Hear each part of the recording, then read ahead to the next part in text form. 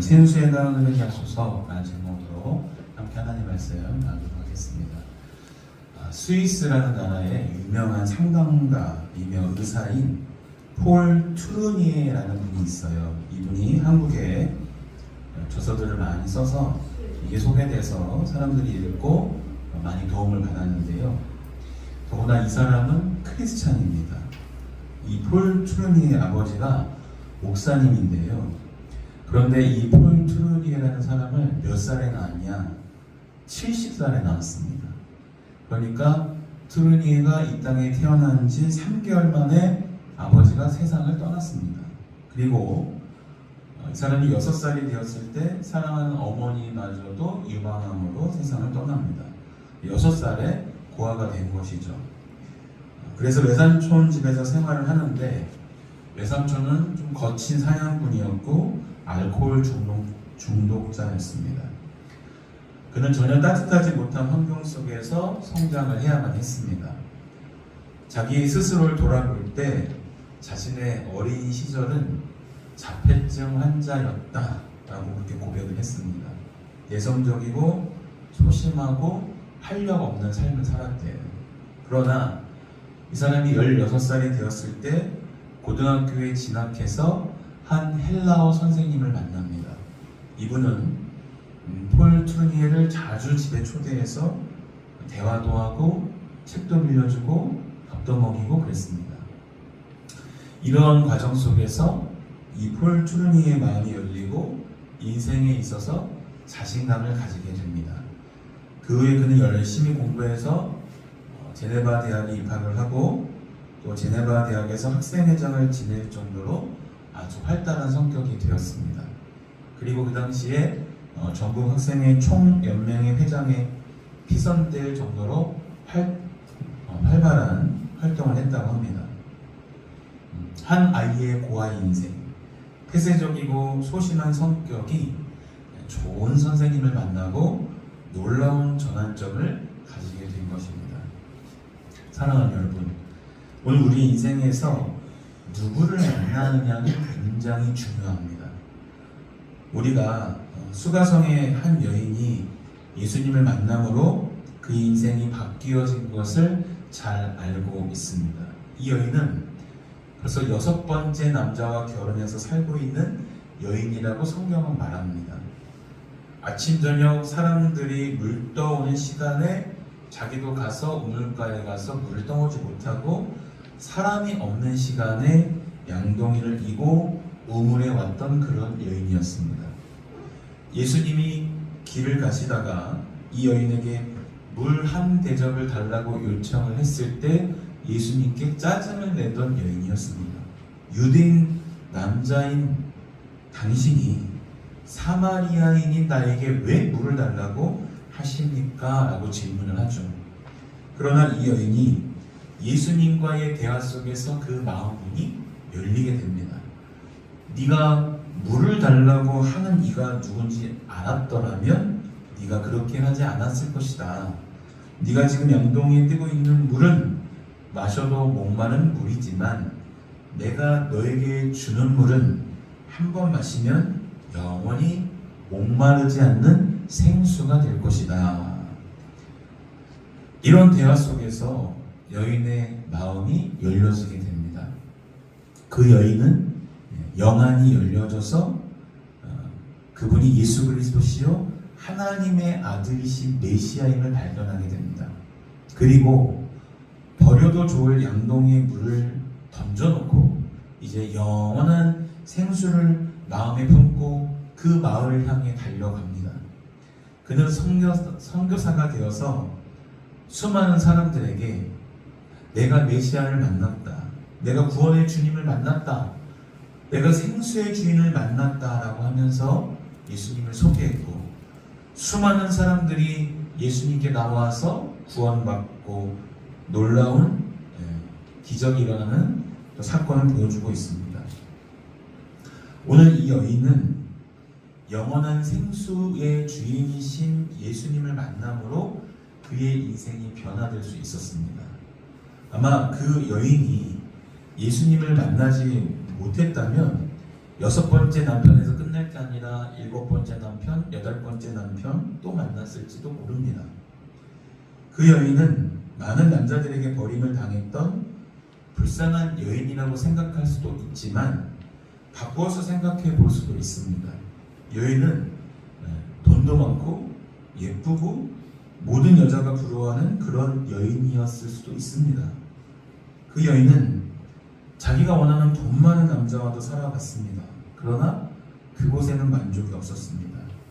많은 지식을 가진 대학 교수와도 살아봤는데 그곳에도 만족이 없었습니다.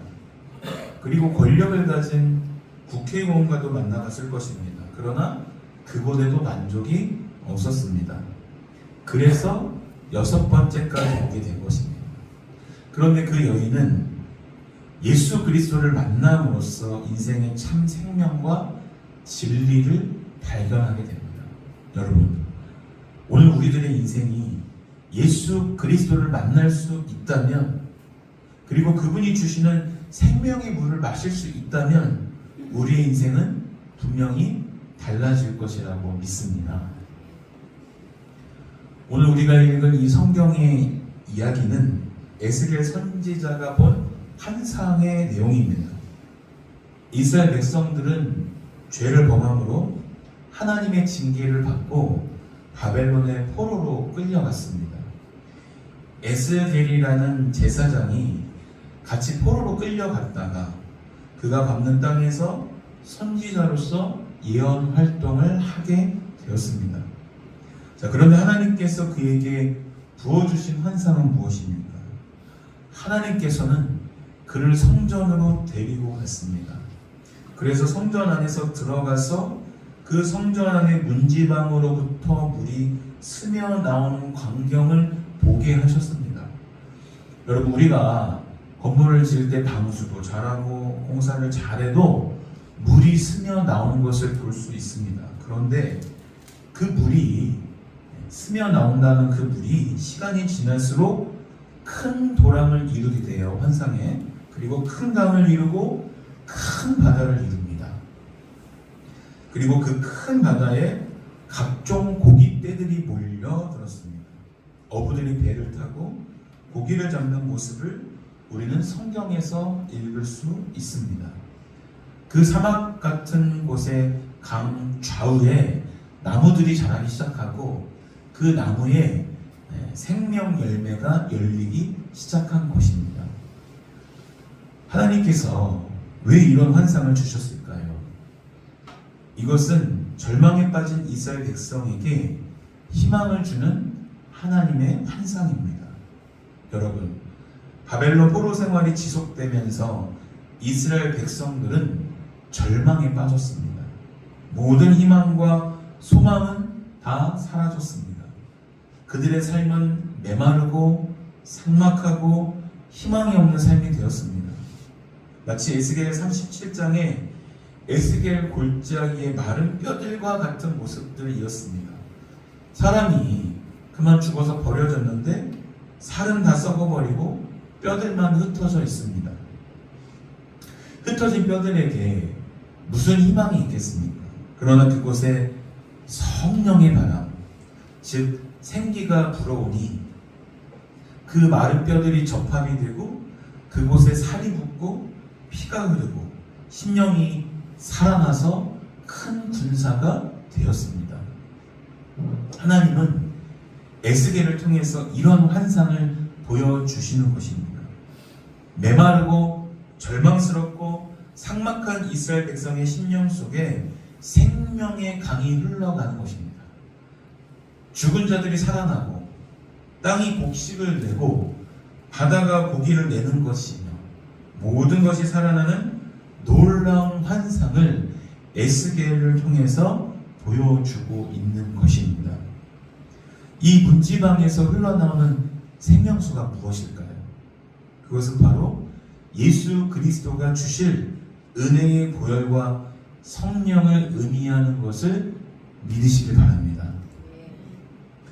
요한계시록 22장에 사도 요한이 반모섬에서 또 그가 수정같이 맑은 생명수의 강을 내게 보이니 하나님과 및 어린 양의 보좌로부터 나와서 길 가운데로 흐르더라. 강 좌우에 생명나무가 있어 12가지 열매를 맺되 달마다 그 열매를 맺고 그 나무 잎사귀들은 만국을 치료하기 위하여 있더라 라는 환상을 보았습니다. 그러니까 어린 양 예수 그리스도의 보좌로부터 생명수가 흘러나오는 것입니다. 그런데 그 강이 흐르는 곳에 강 좌우에 생명나무가 있고 12가지 열매를 맺고 그 잎사귀들은 만국을 치료하는 약재로 쓰이더라는 것입니다. 무엇을 의미할까요? 십자가에 달리신 예수 그리스도로부터 그의 보혈이 흘러서 죄악에 죽어가는 수많은 영혼들이 구원함을 얻고 용서함을 얻고 생명을 회복하게 되는 것입니다. 그리고 예수님이 이 땅을 떠나시며 내가 가면 너희에게 보혜사 성령을 보내시겠다라고 하셨는데 그 성령 강림이 오순절 성령 강림 사건입니다. 이 땅에 성령께서 오심으로 수많은 사람들이 성령의 능력 가운데서 새로운 회복과 치유의 삶을 살아갈 것을 우리에게 말씀해주고 있는 것입니다. 예수 그리스도가 이 땅에 오시고 그분이 십자가에 죽으시고 부활하심으로써 보혈의 강이 흐르게 된 것입니다. 그리고 생명의 성령의 강이 이 땅에 흐르게 된 줄로 믿으시기 바랍니다. 그래서 우리 예수 믿는 사람들은 이 주님의 보혈을 마셔야 된다고 합니다. 예수의 그 보혈로 내 몸에 취해야 한다고 합니다. 그리고 그 보혈로 목욕을 해야 한다고 합니다. 왜냐하면 그 보혈은 사람을 살리는 생명의 역사, 치유의 역사가 있기 때문입니다. 요한복음 7장 38절 39절에서 예수님께서 말씀하시기를 나를 믿는 자는 성경의 이름과 같이 그 배에서 생수의 강이 흘러나오리라 하시니 이는 그를 믿는 자들이 받을 성령을 가리켜 말씀하신 것이라. 아멘. 예수님으로부터 시작된 그 성령의 역사가 오늘 우리 믿는 자들에게 넘쳐 흐를 수 있기를 주님의 이름으로 축원합니다. 여러분, 성령이 흐르는 곳마다 치유와 회복의 역사가 일어납니다. 예루살렘 성전 문지방에서 흘러내린 그 생명의 강수가 흘러내릴 때마다 회복의 역사가 일어납니다. 우리가 그 생명수 강가에 가서 그 물을 마실 때 우리의 영혼이 소생됨을 믿으시기를 바랍니다. 그것은 무엇을 의미할까요? 생명의 근원 되신 예수 그리스도를 믿는 자마다 그 심령 속에서 생수의 강이 넘치게 될 것을 말씀하고 있는 것입니다. 그러기에 우리 예수님께서는 이 땅에 절망하고 죽어가는 영혼들에게 말씀하고 계십니다. 수고하고 무거운 짐진 자들아 다 내게로 오라. 내가 너희를 쉬게 하리라. 내가 너희에게 참 생명을 줄 것이다 라고 말씀하고 있습니다. 요한복음 10장 11절 같이 읽겠습니다. 내가 온 것은 양으로 생명을 얻게 하고 더 풍성하게 하려 함이라. 아멘. 우리의 삶이 예수님을 만나는 순간부터 메마른 삶이 아닙니다. 절망적인 삶이 아닙니다. 낙심에 빠진 삶이 아닙니다. 사막과 같은 삶이 아닙니다. 풍성한 오아시스와 같은 삶입니다. 생명수의 강이 넘쳐 흐르는 아름답고 풍성한 정원과 같은 삶이 될 것을 여러분 믿으시기를 바랍니다. 오늘 여러분 스스로 생각하기를 내 삶이 메마른 사막과 같은 삶이라면 예수 그리스도 앞에 나오셔야 합니다. 주님을 내 마음에 영접하시고 주님이 주시는 그 생명의 강수를 마실 수 있기를 주님의 이름으로 축원합니다. 여러분이 진정 예수님을 통해서 메마른 삶과 심령을 회복하려면 은혜의 강물로 나오셔야 됩니다. 은혜의 강물이 무엇일까요? 우리가 예배하는 이 장소입니다. 왜냐하면 우리의 성전의 강단으로부터 주시는 생명의 말씀을 통해서 우리의 심령에 성령을 부어 주실 것이기 때문입니다. 오늘 말씀에 몇 가지 이야기가 나옵니다. 그 성전 문지방으로부터 스며나온 물이 나중에는 넘쳐나서 우리의 발목까지 올랐다고 합니다. 얼마 후에 보니 무릎까지 올랐다고 합니다. 그리고 물이 늘어나서 허리까지 오고 나중에 헤엄치기까지 물이 넘쳐났다고 합니다. 여러분은 어느 정도의 수준의 은혜의 수준에 머물러 계십니까?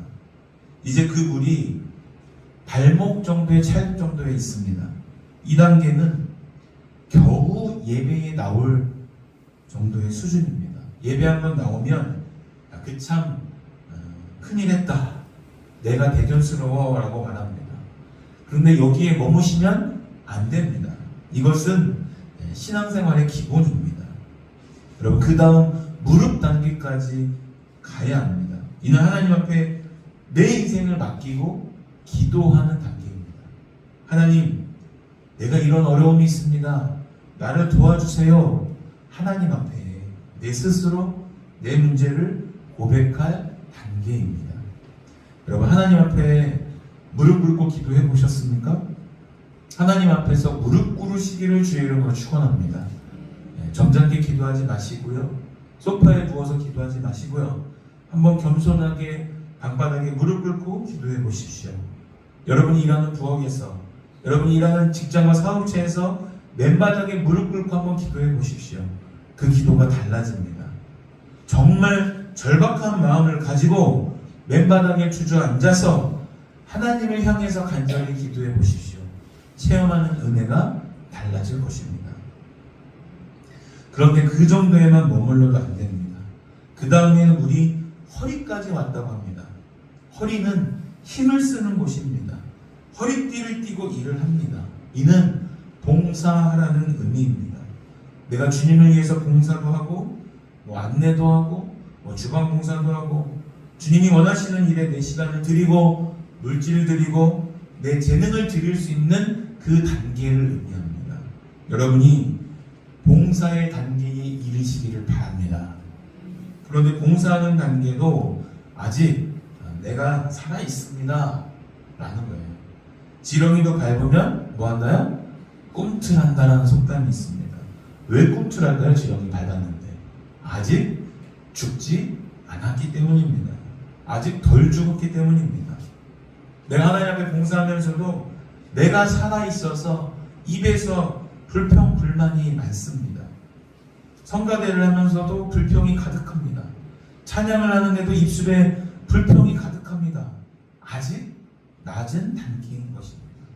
그러니 우리가 한 단계 더 나아가야 합니다. 물이 가슴에 넘쳐서 키를 넘어야 합니다. 그 다음 단계는 물이 가득한 상태입니다. 여러분, 목욕할 때, 수영할 때 내 힘으로 할까요? 물 위에 있으면 내가 그냥 뜨는 것입니다. 부력으로 뜨는 것이죠. 성령의 이끌림을 받는 것입니다. 내가 죽고 그리스도가 내 안에 주장하는 삶입니다. 갈라디아서 2장 20절에 내가 그리스도와 함께 십자가에 못 박혔나니 그런즉 이제는 내가 사는 것이 아니요 오직 내 안에 그리스도께서 사시는 것이라. 이것이 성령 충만한 것입니다. 내가 내 의지대로 살아가는 것이 아닙니다. 성령에 이끌려 사는 것입니다. 여러분, 이 단계까지 나아가셔야 될 줄로 믿습니다. 여러분, 예배에 나오실 때마다 이런 은혜를 사모하시기를 바랍니다. 성령의 충만함을 사모하시기를 바랍니다. 우리가 이런 깊은 단계에 들어가는 것은 오직 온전한 예배의 참석을 통해서, 온전한 말씀의 순종을 통해서 가능한 것입니다. 이렇게 은혜를 경험한 사람들에게 주어질 아름다운 선물이 있습니다. 문지방에서 흘러나온 생명의 강수가 큰 강을 이루고 큰 바다를 이룬다라고 합니다. 어떤 역사가 있을까요? 첫째는 그들이 생명을 얻게 됩니다. 오늘 성경 6절 7절 말씀 다시 읽겠습니다. 그가 내게 이르시되 인자야 내가 이것을 보았느냐 하시고 나를 인도하여 강가로 돌아가게 하시기로 내가 돌아가니 강 좌우편에 나무가 심이 많더라. 아멘. 여러분, 예루살렘에 있는 이스라엘은 사막이 많습니다. 오늘 말씀에 그 물이 흘러 사막에 강이 되고 강 좌우에 큰 나무가 심이 많더라 했습니다. 사막에 나무가 산다는 것은 생명력이 있다는 것입니다. 물이 흐름으로써 그곳에 생명이 주어지는 것입니다. 놀라운 일이죠. 여러분, 예수 그리스도는 생명의 구주임을 믿으시기를 바랍니다. 나는 길이요 진리요 뭐라고 하셨어요? 생명이니라고 했습니다. 하나님의 아들을 믿는 자들에게는 생명이 이미 주어진 것입니다. 이 물이 흐르는 곳마다 그래서 생명의 역사가 일어납니다. 여러분, 우리가 예배에 나오면 나도 모르는 사이에 생명이 선물로 주어집니다. 믿으십니까? 네. 그 아들의 생명이 나에게 있어서 구원의 확신을 가지고 살아갈 수가 있는 것입니다. 우리가 70년대만 해도 한참 개발 시대에 서울의 한강이 죽었다라고 하였습니다.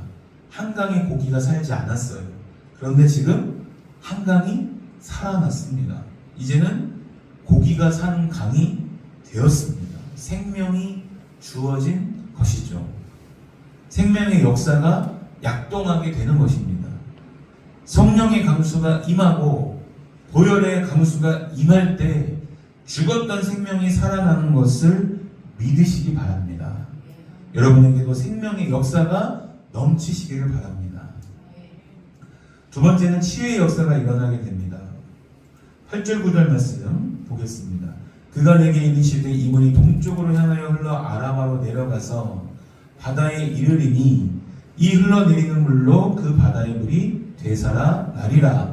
이 강물이 이르는 곳마다 번성하는 모든 생물이 살고 또 고기가 심히 많으리니 이 물이 흘러 들어가므로 바닷물이 되살아나겠고 이 강이 이르는 각처의 모든 것이 살 것이며. 아멘. 되살아난다고 했습니다. 되살아난다라는 것은 치료받는다라는 의미입니다. 사해바다로 물이 흘러갔는데 그 물이 사해로 흘러 들어가니까 그 죽었던 바다가 살아나기 시작했습니다. 사해는 염해입니다. 소금 바다입니다. 소금의 염분이 너무 많기 때문에 고기가 살 수 없습니다. 생명이 존재할 수가 없어요. 그런데 생명의 물이 흘러가면 죽었던 그 사해가 살아나는 것입니다. 놀라운 환상입니다. 치유받는 것입니다. 그곳에 어마어마한 고깃대가 몰려들기 시작합니다. 어부들이 배를 타고 몰려들기 시작합니다. 그리고 그 강변에 나무가 자라나기 시작합니다.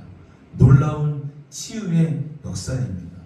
사랑하는 여러분, 오늘도 예수 그리스도를 만나는 자마다 영혼이 치유받고 심령이 치유받고 육신이 치료받는 것을 믿으시기를 바랍니다. 하나님은 치료하시는 여호와라고 했습니다. 말라기 4장 2절에 보면 내 이름을 경외하는 너희에게는 의로운 해가 떠올라서 치료하는 광선을 바라리니 너희가 나와서 애양간에서 뛰는 송아지같이 뛰리니 라고 했습니다. 나는 너희를 치료하는 여호와라. 내가 애굽 사람에게 내린 모든 질병을 너희에게 내리지 아니하리라 말씀하셨습니다. 여호와 하나님은 치료하시는 여호와입니다.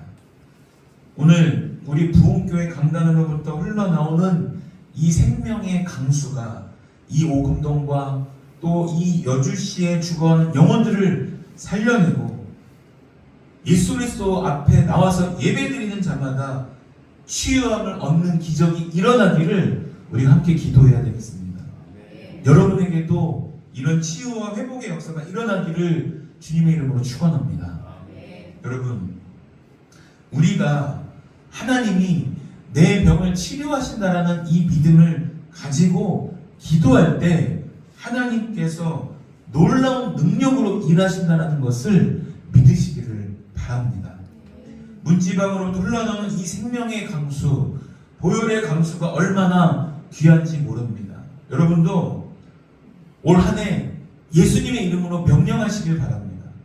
우리가 새해 이 예배당에 나와서 기도를 할 때마다 선포하는 기도를 해야 합니다. 여러분, 기도할 때마다 간구하십시오. 하나님, 이 병을 치유해 주시옵소서. 시인하십시오. 이 병을 치유해 주실 줄로 믿습니다.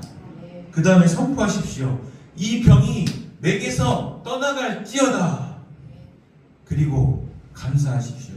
병을 치료해 주셔서 감사합니다. 그리고 기도할 때마다 예수님의 보혈을 의지해서 기도하시기를 주의 이름으로 소망합니다. 예수님의 보혈에는 능력이 있습니다. 우리의 죄만 용서하시는 것이 아니라 우리의 모든 질병을 치료하는 능력이 예수님의 보혈에 있습니다.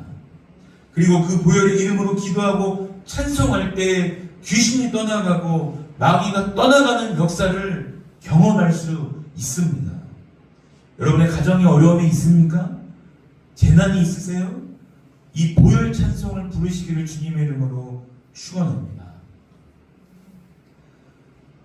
문지방에서 흘러나온 생명의 강수가 큰 강을 이루고 큰 바다를 이룰 때 나타나는 역사, 마지막은 풍성한 열매를 맺는다는 것입니다. 여러분, 보혈의 강수가 흐를 때에 능력이 나타납니다. 그것만이 아닙니다. 오늘 이렇게 생명의 강수가 흐르니까 그곳의 나무들이 열매를 맺는데 보통이 아닙니다. 각종 실과나무가 자라서 그 잎이 시들지 않고 열매가 끊이지 않고 달마다 열매가 열리는 것입니다. 놀라운 일입니다. 그리고 그 잎사귀는 약의 재료가 됩니다. 이것은 하나님이 준비한 놀라운 복을 의미합니다. 여러분의 삶에도 새해에 더 아름답고 더 풍성한 열매를 맺으시기를 바랍니다. 영혼의 열매만이 아니라 마음의 평강만이 아니라 물질의 어려움도 다 풀려지시기를 주님의 이름으로 축원합니다.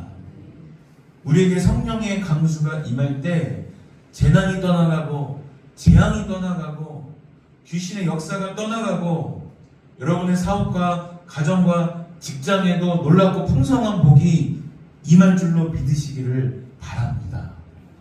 주님은 우리를 잘 되게 하실 것입니다. 여러분의 기업을 잘 되게 하실 것입니다. 여러분의 직장에 복을 주실 것입니다. 여러분이 농사는 그 땅에도 복을 주실 것입니다. 그것이 바로 생명의 역사, 보혈의 역사입니다. 오늘 문지방으로부터 흘러나온 이 보혈의 강수가 2026년 새해 오늘 저와 여러분의 심령에도 여러분의 직장과 사업체에도 여러분의 가정에도 여러분의 농장에도 흘러가서 놀라운 축복의 역사, 기적의 역사, 치유의 역사, 회복의 역사, 생명의 역사가 넘치시기를 주님의 이름으로 축원합니다.